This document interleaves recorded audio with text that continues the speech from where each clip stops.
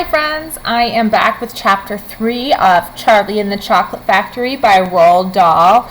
Just to recap, Grandpa Joe was telling Charlie some stories about Willy Wonka and the Chocolate Factory, and he had just started to tell the story about the Indian Prince. So we are going to read chapter 3, which is called Mr. Wonka and the Indian Prince.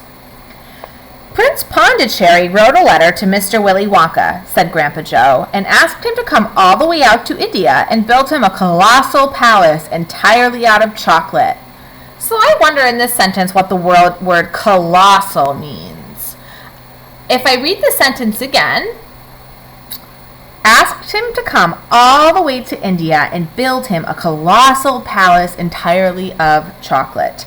I think colossal means humongous. Did Mr. Wonka do it, Grandpa? He did indeed, and what a palace it was. It had 100 rooms, and everything was made of either dark or light chocolate. The bricks were chocolate, and the cement holding them together was chocolate, and the windows were chocolate, and the walls and ceilings were made of chocolate. So were the carpets, and the pictures, and the furniture, and the beds, and when you turned on the taps in the bathroom, hot chocolate came pouring out. So, second graders, I'm wondering, would you want to live in this chocolate house? When it was all finished, Mr. Wonka said to Prince Pondicherry, "I warn you, though, it won't last very long, so you'd better start eating it right away." "Nonsense," shouted the prince. "I'm not going to eat my palace. I'm not even going to nibble the staircase or lick the walls. I'm going to live in it." But Mr. Wonka was right, of course, because soon after this there came a very hot day with a boiling sun, and the whole palace began to melt, and then it sank down slowly to the ground, and the crazy prince, who was dozing in the living room at the time, woke up to find himself swimming around in a large, huge, brown, sticky lake of chocolate. Little Charlie sat very still on the edge of his bed, staring at his grandfather. Charlie's face was bright, and his eyes were stretched so wide you could see the whites all around. "Is all this really true?" he asked, "or are you pulling my leg?" "It's true," cried all four of the old people at once. "Of course it's true. Ask anyone you like." "And I'll tell you something else that's true," said Grandpa Joe. And now he leaned closer to Charlie and lowered his voice to a soft secret whisper. "Nobody ever comes out."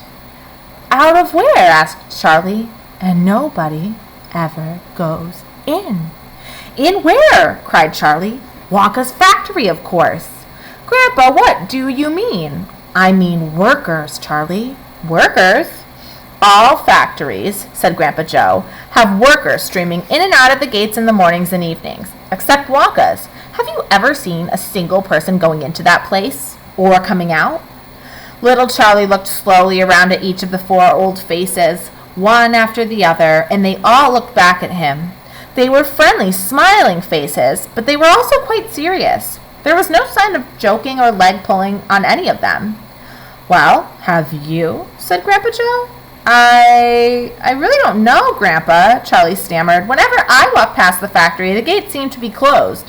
"Exactly," said Grandpa Joe. "But there must be people working there." "Not people, Charlie. Not ordinary people, anyway." "Then who?" cried Charlie. "Aha! That's it, you see. That's another of Mr. Willy Wonka's cleverness." "Charlie, dear," Mrs. Bucket called out from where she was standing by the door, "it's time for bed. That's enough for tonight." "But, Mother, I must hear." "Tomorrow, my darling." "That's right," said Grandpa Joe. "I'll tell you the rest of it tomorrow evening." All right, friends, so it seems like Roald Dahl, the author, is setting up for another story. So next time we read, Chapter 4 is going to be all about the secret workers in Willy Wonka's chocolate factory. I hope you guys enjoyed this read aloud. See you soon.